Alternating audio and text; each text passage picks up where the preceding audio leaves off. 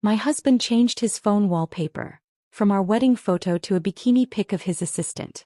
I found out when he handed me his phone by accident. I smiled, airdropped a video to the room TV. Him and her, in my condo, recorded by security cams. His parents were watching. His mom gasped. His dad stood up, then slapped him.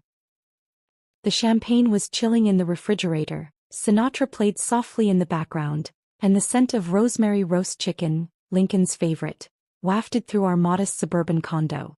Our 5th anniversary dinner needed to be perfect. 5 years of marriage, 3 apartments, 2 promotions, 1 dream home, and countless promises. I smoothed down my navy dress, the one he said brought out the gold flecks in my eyes, and reached for my phone to check the time. Bella, have you seen my phone? I think I left it on the counter. Lincoln called from upstairs, his voice carrying that slight edge of impatience I'd become so familiar with lately. I'll look. I called back, scanning the kitchen countertops until I spotted his sleek black phone beside the salt and pepper shakers. As I picked it up, the screen lit up with notifications and my breath caught in my throat. Where our wedding photo had been, that perfect sunset shot of us laughing on the beach, was now Caroline, Lincoln's assistant, in a tiny red bikini, posing on what looked like a hotel balcony. Her long blonde hair blowing in the breeze, her smile aimed directly at the photographer. My husband. Before we continue with Bella's journey, I want to thank you for joining this raw exploration of betrayal and reclamation. If you connect with stories about women who refuse to be victims, who use their intelligence and strength to take back their power, consider subscribing. It's completely free and you'll never miss another story of transformation from devastation to self-discovery. Now let's see how Bella's perfect life began to unravel. My fingers turned to ice around the phone. The room suddenly felt too bright, the music too loud. I stared at the image, blinking slowly as if that might change what I was seeing. Caroline had been working for Lincoln for just under a year.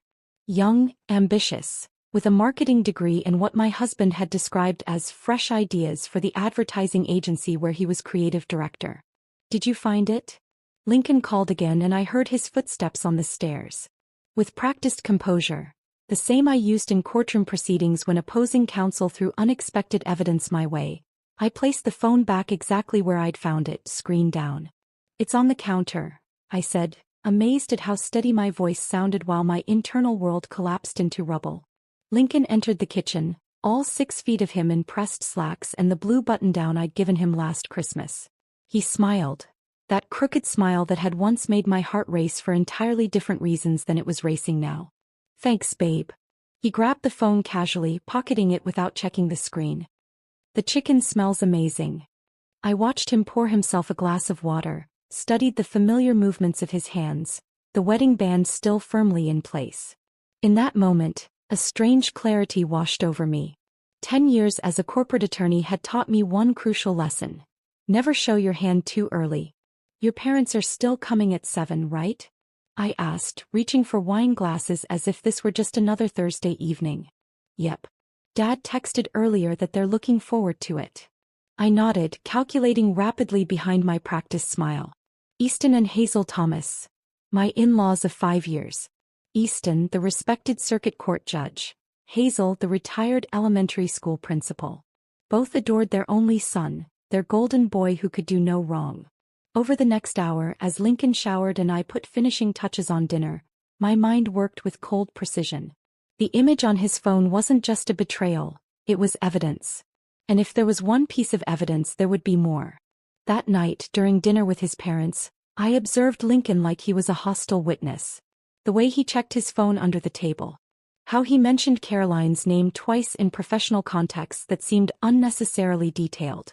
The slight flush on his neck when Hazel asked about his upcoming business trip to Chicago. 3 days later, under the pretense of increasing neighborhood break-ins, I had a security company install cameras in our condo. Lincoln barely noticed, distracted by an urgent project that kept him at the office until 9 most evenings. It's this new campaign for Mitchell Breweries, he explained, loosening his tie one night when he finally came home. Caroline and I are having to rebuild the entire concept from scratch. I nodded sympathetically, playing the role of supportive wife while my phone silently recorded every camera feed from our home to a private cloud account. The following Tuesday, Lincoln texted that he'd be working late again. I ordered takeout,